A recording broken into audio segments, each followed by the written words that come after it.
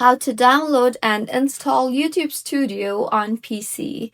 Hello everyone, I am Bishaka and welcome to our channel. Now let's get right into the tutorial.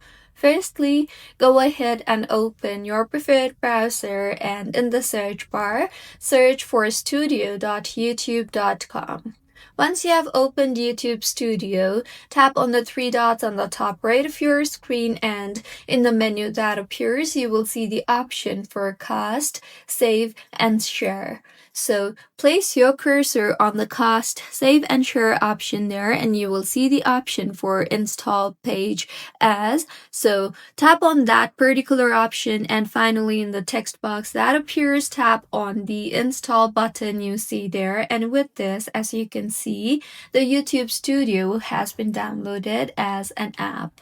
So this is how you can download and install YouTube Studio on PC. If you find this tutorial helpful, please like the video and do comment if you have any queries. Also, do subscribe to our channel for more helpful tutorials like this. See you on the next one.